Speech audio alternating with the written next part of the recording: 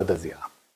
এই মানুষগুলা খালেদা জিয়ার সাথে শুধু একজন নেত্রীকে না, নিজেদের রাজনৈতিক জীবনকেও নীরবে কবরে দিয়ে আসছেন।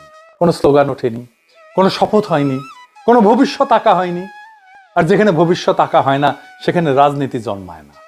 এই যে জনসমুদ্র আসছে, তারা শুধু খালেদা জিয়াকেই না, তারা বিএনপিকেও বিদায় জানাচ্ছে আনন্দের সাথে না, বরং বেদনার সাথে।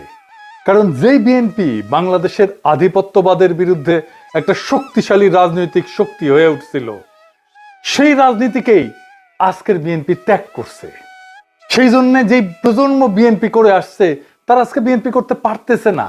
যে প্রজন্ম বিএনপি করে আসছে, ভোট দিয়ে আসছে, তারা আজকের বিএনপির রাজনীতি আর করতে পারবে না, করা সম্ভব না। আজকের তরুণেরা তো বিএনপি করে না, তারা নতুন রাজনৈতিক শক্তির পিছনে দাঁড়াইতেছে, নতুন রাজনৈতিক দল তৈরি করতেছে। আর যারা পুরনো বিএনপি, তারাও আজকে বিএনপির সাথে চিরবিচ্ছেদ ঘটালো। তাদের সকলের জন্যই খালেদা জিয়া ছিলেন সেই বন্ধন, যা তাদেরকে খুব দুর্বল করে হইলেও বেঁধে রাখছিল বিএনপির সাথে এতদিন। সেই বন্ধন ওই জানাজার দিনে একেবারে ছিন্ন হয়ে গেল। বিএনপির সাথে ওই প্রজন্মের সম্পর্ক শেষ। এটাই ছিল সেই দিনের পুরনো বিএনপি প্রজন্মের সুতীব্র বেদনার উৎস, ওই জনতার দ্বিগুণ বেদনার উৎস। এই ভিড়, এই জনস্রোত, এই প্লাবন, এই জনসমুদ্র বিএনপির পুনর্জন্মের সংকেত না। এই ভিড়, এই জনসমুদ্র বিএনপির শেষ স্মরণ। যারা আজ এই ভিড় দেখে উল্লাস করছে, তারা বুঝতে পারতেছে না ইতিহাস কখনো কান্না দিয়ে ক্ষমতা দেয় না।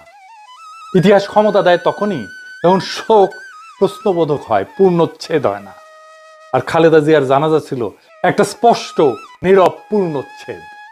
এই জানাজা বিএনপিকে আগায় দেয়নি, এই জানাজা বিএনপিকে বিদায় জানাইছে, বেদনা ভরে, মর্যাদার সাথে, কিন্তু রাজনৈতিকভাবে চূড়ান্তভাবে। খালেদা জিয়ার স্মৃতি অমর হোক। ইনকিলাব জিন্দাবাদ।